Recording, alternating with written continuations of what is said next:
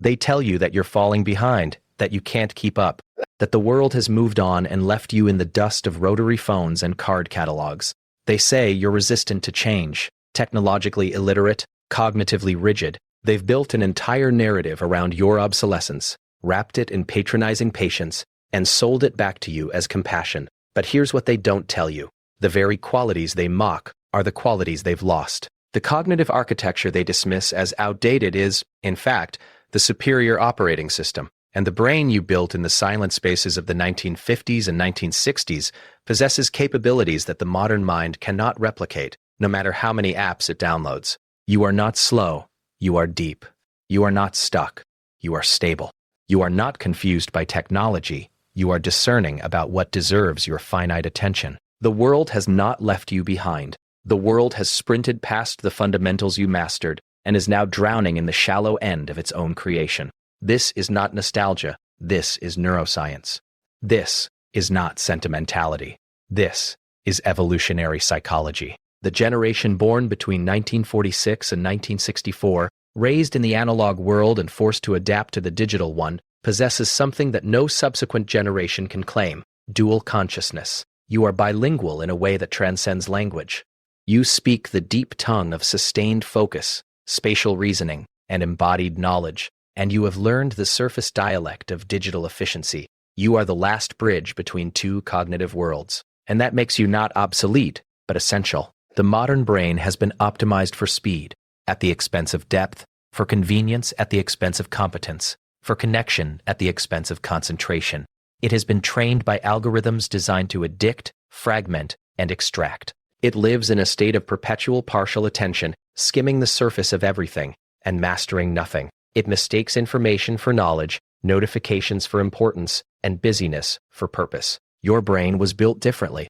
It was forged in an environment that demanded patience, cultivated in spaces that required sustained effort, and tempered by limitations that forced creativity. You grew up in a world where boredom was a crucible, where problems had to be solved with what was in your hands and what was in your head, where knowledge had to be internalized because it could not be externalized to a device that fit in your pocket. This created neural pathways that the modern mind simply does not possess. Pathways for deep reading, pathways for spatial navigation without technological assistance, pathways for memory encoding that treats the brain as a vault, not a temporary cache. Pathways for delayed gratification that can sustain effort across years, not just until the next dopamine hit. The analog masters did not need to be told to focus. The deep mind generation did not need apps to manage their attention. The builders did not need to be gamified into competence. You developed these capacities organically, inevitably, as a direct response to the environment you inhabited. And when the digital revolution arrived, you adapted. You learned the new tools without losing the old capabilities. You became amphibious, able to operate in both worlds. The generations that followed you have no such duality. They were born into the digital aquarium and have never known the analog ground. They can swim in the shallow waters of instant information, but they cannot walk the long road of sustained thought. They have been given every tool for external problem solving and have therefore never developed the internal resources that you take for granted. They are, neurologically speaking, specialists in an environment that rewards speed. You are generalists who have mastered depth and then learned speed. This is your advantage. This is your inheritance. This is why the 1950s brain is not just different, but superior. Not because the old ways were better in some vague, sentimental sense, but because the cognitive demands of the analog world built a more robust, more adaptable, more fundamentally capable human mind. And it is time you understood that. Not with arrogance, but with clarity. Not with nostalgia, but with neuroscience. What follows is the evidence, the scientific validation of what you have always suspected but were taught to doubt, that something profound was lost when the world accelerated past the fundamentals you embody. That the skills you developed are not quaint relics, but essential human capacities.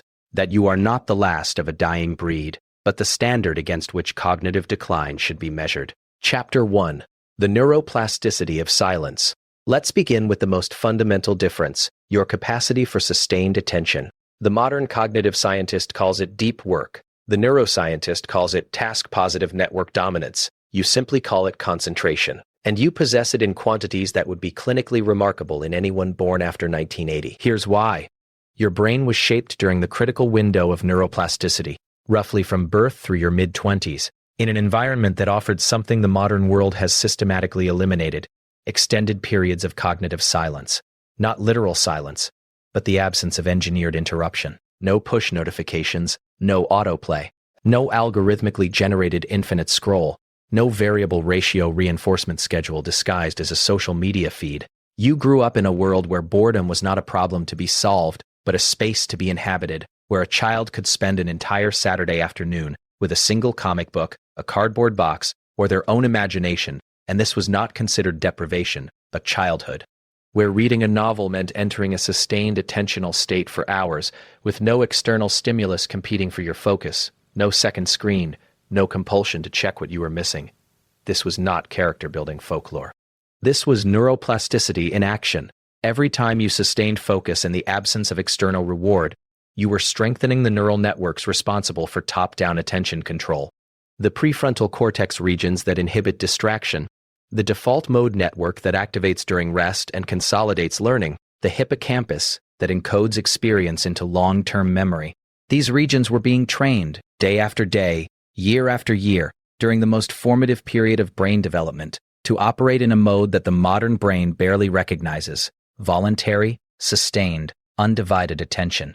The modern brain, by contrast, has been trained from infancy in a completely different regime. It has been conditioned by environments designed by the world's most sophisticated behavioral psychologists, whose explicit goal is to maximize engagement, which is a euphemism for addiction. The average child now encounters their first screen before they can speak, and by the time they reach adolescence, they have been exposed to thousands of hours of stimuli engineered to hijack the brain's reward circuitry. Variable rewards, intermittent reinforcement, ludic loops, the same mechanisms that make slot machines addictive, now baked into every app, every platform, every digital interaction.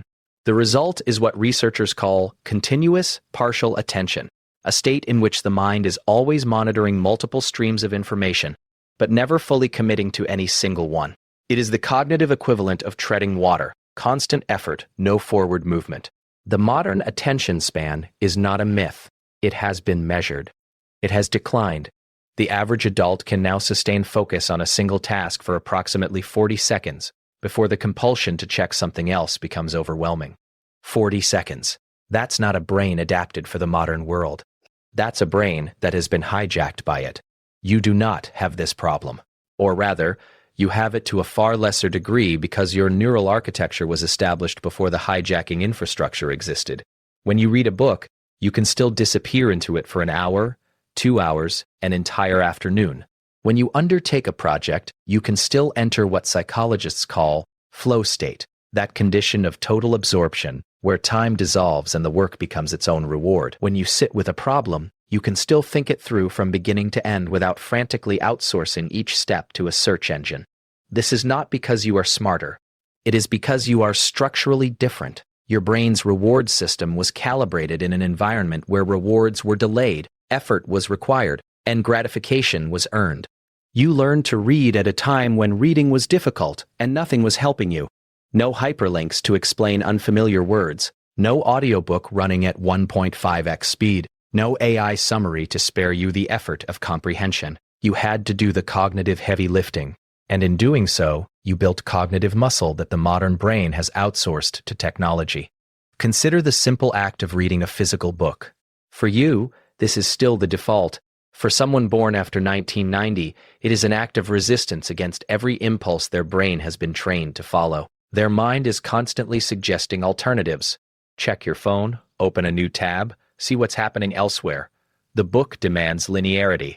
Their brain has been optimized for simultaneous. The book demands patience. Their brain has been conditioned for immediacy. The book offers delayed rewards, complex syntax, and the requirement that you hold multiple threads of narrative or argument in working memory across hundreds of pages. Their brain has been trained to expect instant clarity, simple language, and the ability to skip to the conclusion. You are the fortress. They are the goldfish, and this is not insult. It is taxonomy. The goldfish brain is optimized for the bowl it inhabits.